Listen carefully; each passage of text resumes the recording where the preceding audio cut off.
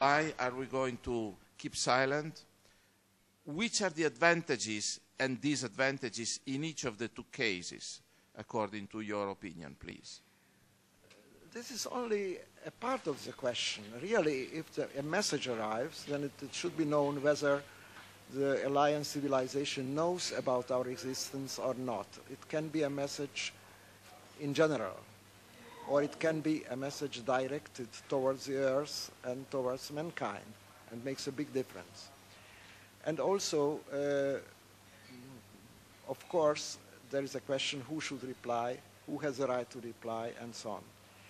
In the SETI committee, in the International Academy of Astronautics, already many years there was a debate to formulate some kind of agreement between those groups making SETI in the Earth.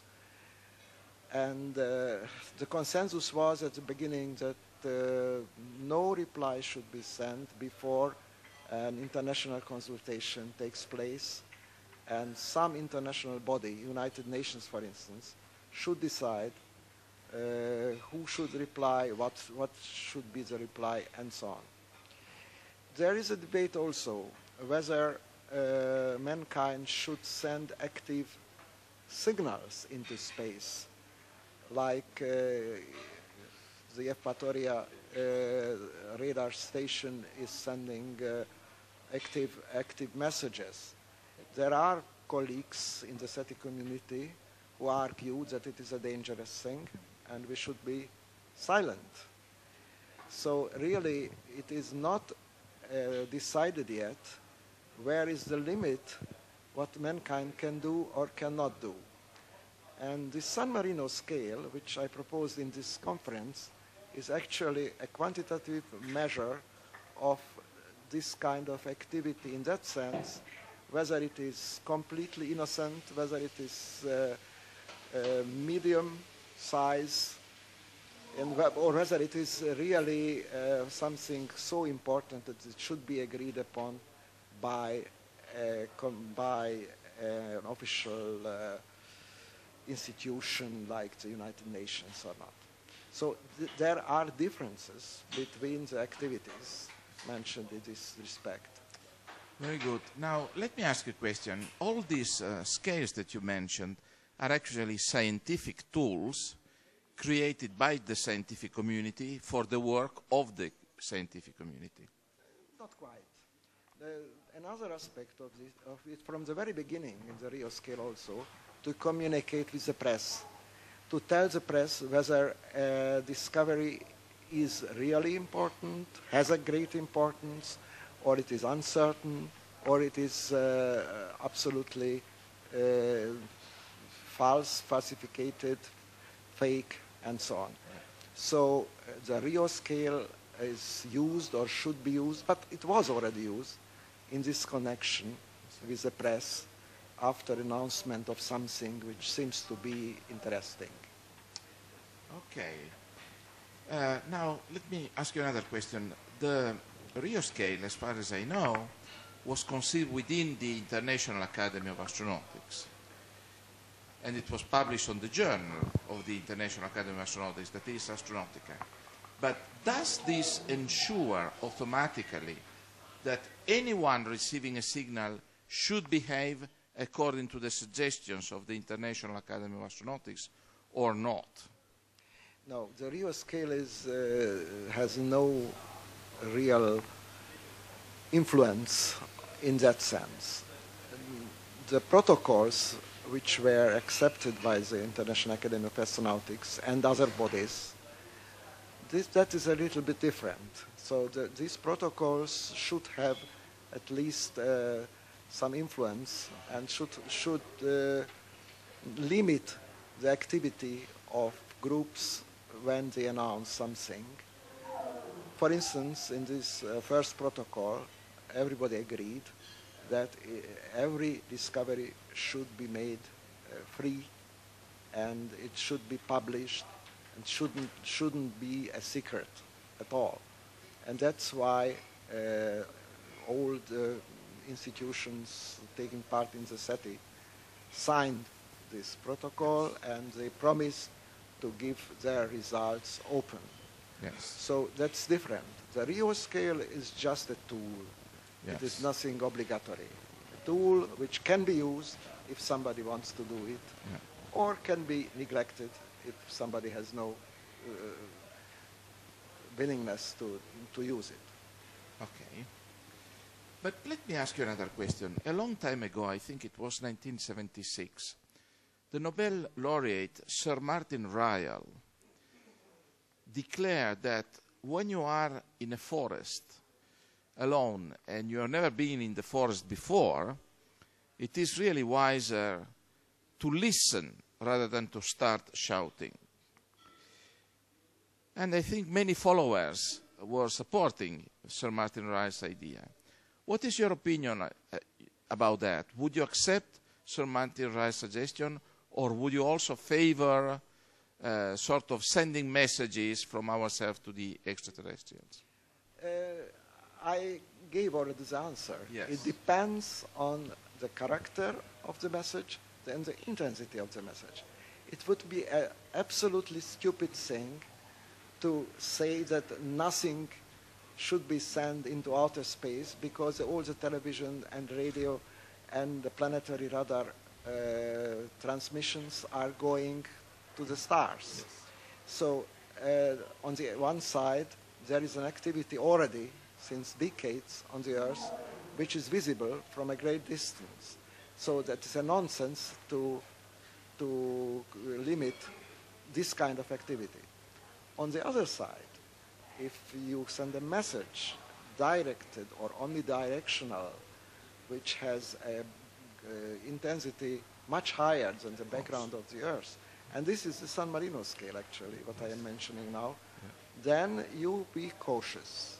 And I understand those who say that if the probability is small, even if the probability is small, that there is a danger connected with such a transmission.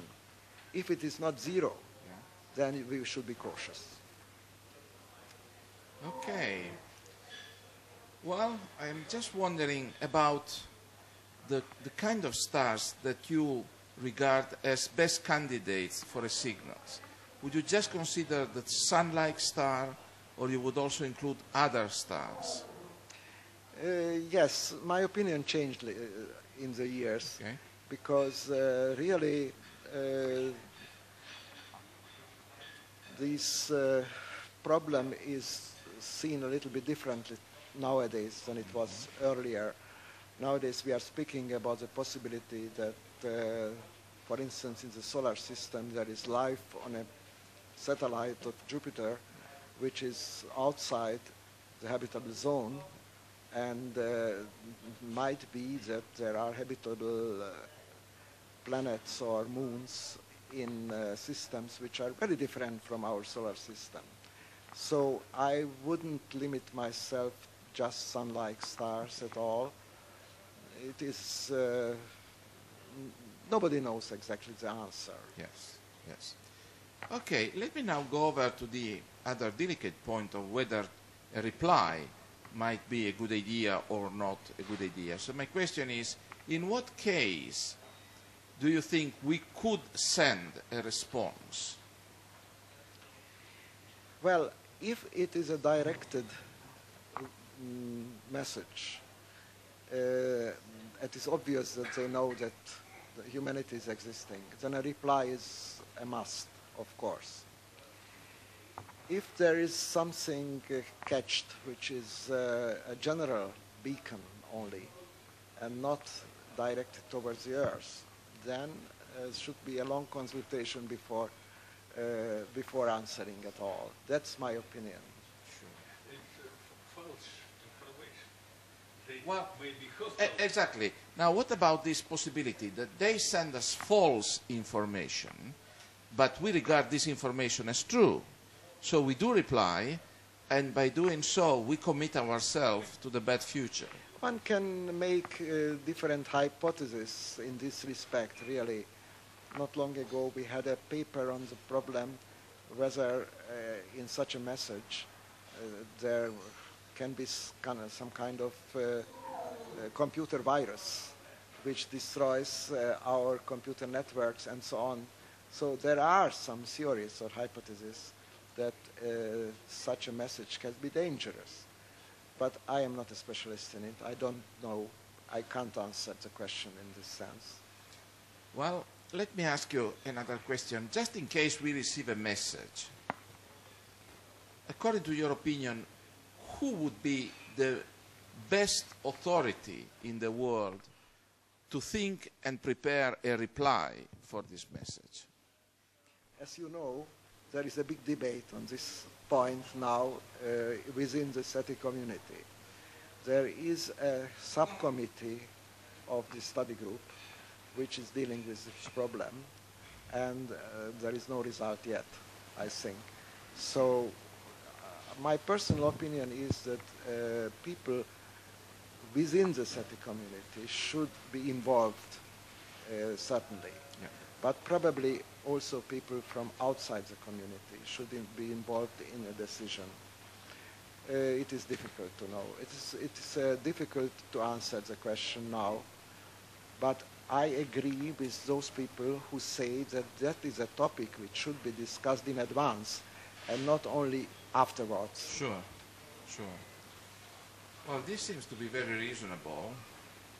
So essentially, what you would expect is that if an alien civilization is met, it might more likely be peaceful rather than a warrior civilization or anyway a danger to us. Unfortunately, however, the history of humankind shows that when two different civilizations with even just a few centuries of difference in progress came all of a sudden in touch with each other, and of course in thinking of the Spaniards when they landed in America, well, we all know that a big war started and so on and so forth. There were heavy losses and so on.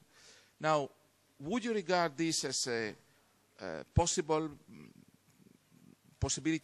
for the next meeting between the humankind and another civilization, or would you think that they may be so much more advanced than us that they would not be harmful to us? I'm inclined for the second option, that after, well, every advanced civilization is much more advanced than ours, because our civilization is a very new one. And a very advanced civilization very probably must be peaceful, otherwise it was not stable. So the stability question is coming in, and if a civilization is not stable because of wars and so on, it wouldn't survive millions of years or such things. So that is the optimistic scenario. There are pessimistic scenarios as well. But I must say that in spite of your question involved the Americas and the Europeans and so on, there are other examples in the history where Indians and Chinese were living for thousands of years together without any conflict. So that is not so clear, the question, whether it is a must or not. Yes. Well, let me point out an historical paradox, so as to say.